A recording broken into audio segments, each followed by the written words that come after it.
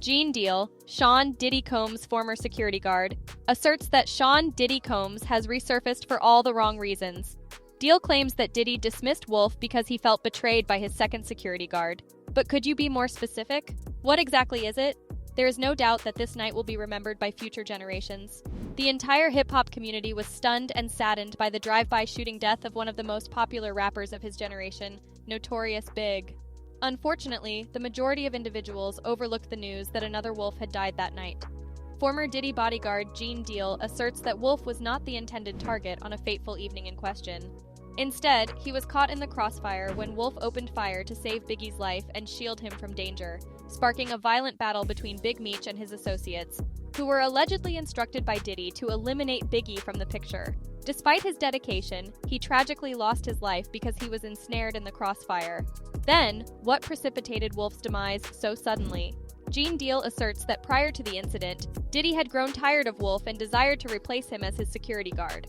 Wolf, who could not survive without a consistent income, persisted in staying put.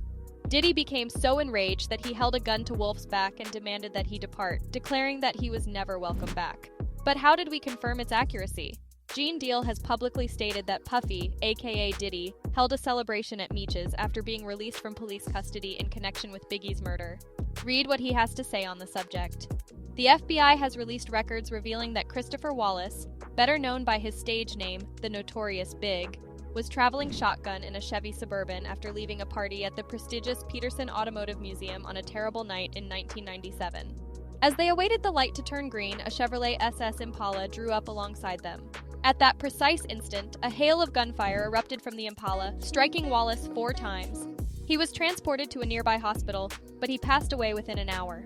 The autopsy report, which was not made public until 2012, confirmed that he had sustained a large number of firearm wounds.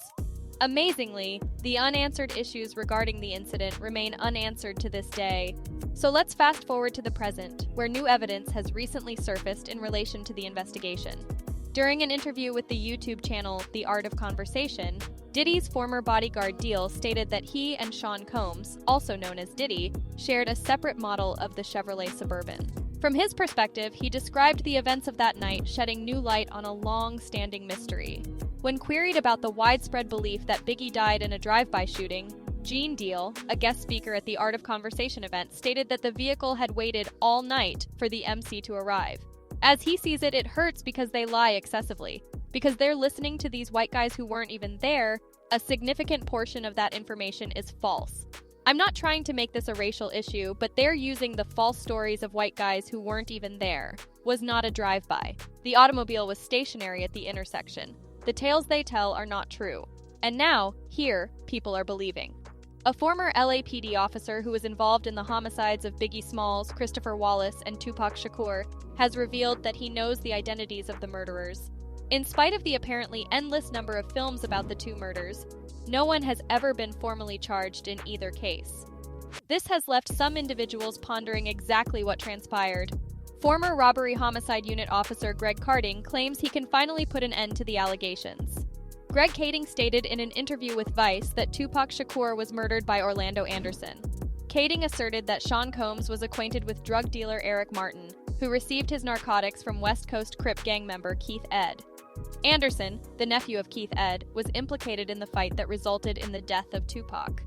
Anderson, according to Kading, was in the back seat of a white Cadillac that pulled up next to Tupac's vehicle. Kading added that Anderson was assassinated in Compton in 1998 because of an unpaid drug debt. Kading believed that Anderson would have been charged had he not passed away. Kading further asserted that Suge Knight's associate Pucci was culpable for the murder of Biggie Smalls. Suge Knight paid Compton native and Blood Gang member Pucci to locate Biggie and wait for him outside the Peterson Car Museum. Then, he halted his vehicle alongside Biggie's and opened fire. Yet, the introduction of Pucci remains a mystery. Greg Kading asserts that an associate of Suge Knight recruited the infamous gang member and assassin Pucci to murder Biggie Smalls. Kading postulated that Pucci may not have acted alone and may have had supporters. Pucci was innocent in 2002 when he was assassinated. Kading also mentioned the 1998 confrontation over a drug debt that resulted in the death of Orlando Anderson, the individual he held accountable for Tupac Shakur's death.